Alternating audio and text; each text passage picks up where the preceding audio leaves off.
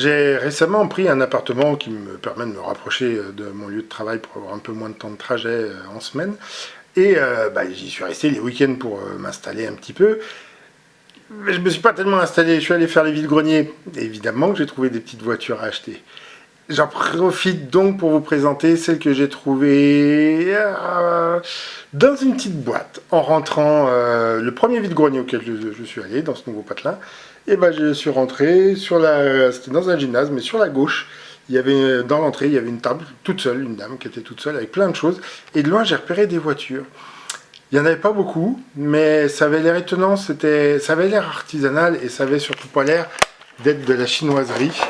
Voilà, je lui ai pris la boîte, il y en avait 4 tout simplement. Pourquoi faire plus compliqué? Alors, elles sont intéressantes quand on les voit de loin, mais j'étais incapable de les reconnaître. Surtout celle-ci là, alors vous voyez, j'ai 3 fois le même exemplaire. Je me dis tiens c'est rigolo, on dirait un peu une Ford T, mais mal miniaturisée. Ah, ça va pas vouloir faire le point comme je veux, c'est ça, ça va m'embêter alors. Bon, on va essayer de le faire. Attendez, je vais le faire manuellement le point. Hop, voilà. Donc, ça ressemblait un peu à une Ford, mais je me disais c'est pas une Ford T parce que vous voyez, il y a un gros radiateur à l'avant. Et je voyais pas quel modèle ça pouvait être. Bon, bah, c'est écrit en dessous. Vous voyez, Ford A 1903. Donc ça, c'est le modèle qui est avant la Ford T, du coup, 1903. Et qui est tout en plastique.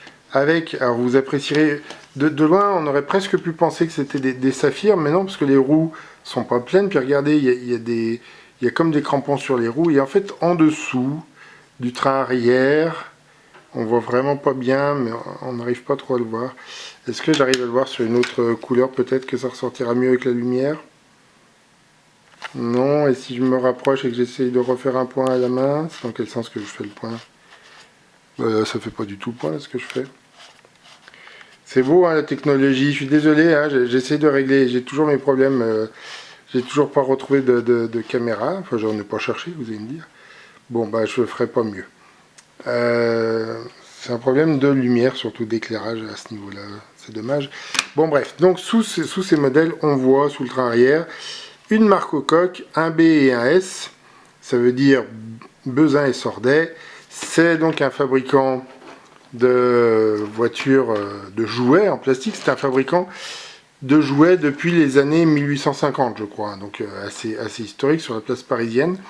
Mais là, ce qui m'intéresse là sont les petites voitures. Ils ont fait plein de petites voitures, hein. Ils n'ont pas fait que des tacos comme ça.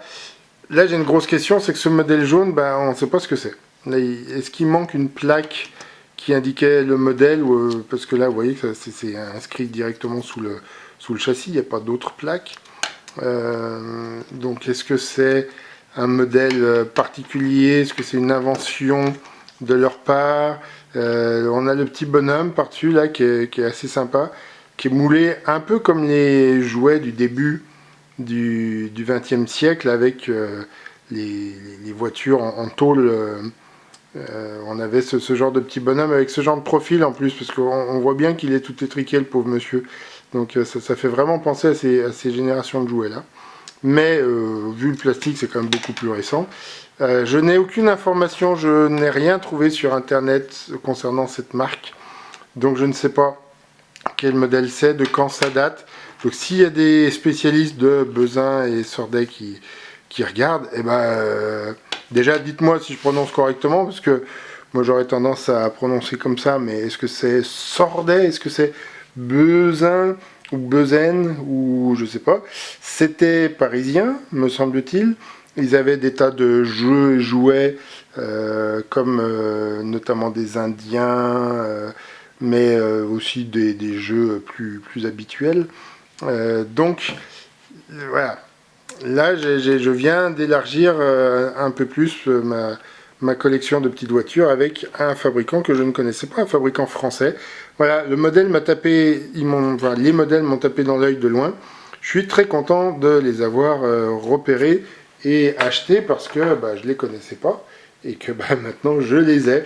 Voilà, donc je ne sais pas si c'est la dame qui avait ça chez elle pour elle, est-ce que c'était peut-être une ancienne collection de son mari, je ne lui ai pas posé la question. Il y avait beaucoup d'enfants, c'était plutôt orienté, c'est quand même très orienté puériculture, hein, certains vide-greniers, donc c'est chiant. C'est vraiment, je suis désolé de le dire comme ça, mais c'était inabordable au moment où j'ai voulu. Je suis passé devant une première fois, j'ai fait le tour du vide-grenier, je suis revenu pour acheter. J'ai eu du mal à aborder parce qu'il y avait un gamin qui était en train de faire un caprice avec le père et la mère qui étaient à moitié en train de se disputer. Oui, mais celui-là il l'a déjà, oui, mais il le veut. S'il l'a déjà, tu lui expliques qu'il l'a à la maison, je sais pas. Bon, bref. Donc j'ai pas discuté avec la dame plus que ça, je lui ai acheté la boîte, les 4 d'un coup, elle m'a offert la boîte. Bon, elle aurait pu arrondir, parce que c'était 4 € pièce, je crois. Et non, plus que ça, parce que j'ai payé... non, ça devait être 6 € pièce. Voilà, j'ai dû payer 24 € la totale. Et je trouve que ça les vaut, parce que bah, c'était des modèles que je n'avais pas, mais surtout c'était un fabricant de miniatures que je n'avais pas. Donc maintenant, je vais chercher d'autres miniatures de ce fabricant. J'ai commencé à regarder sur eBay, il n'y a pas grand-chose quand même. Mais il y a moyen de trouver, vous savez, comme je l'ai déjà expliqué, d'avoir des modèles, des Jeeps, des 2 chevaux qui ont été faits par tous les fabricants de miniatures du monde. Et ben, je vais regarder ce qu'ils ont. Parce que je suis sûr que 2 chevaux, je suis sûr qu'ils auront. Jeep, je suis pas sûr. On va essayer de trouver. Et en plus, le problème, c'est qu'il faut arriver à la repérer, la signature, hein, pour savoir si c'est bien le modèle de ce fabricant-là. Fabricant dont j'avais entendu parler la première fois sur Facebook, sur un groupe sur lequel j'étais parce que j'ai des sésames. Là aussi, on jouait, je vous en ai déjà présenté notamment des estafettes.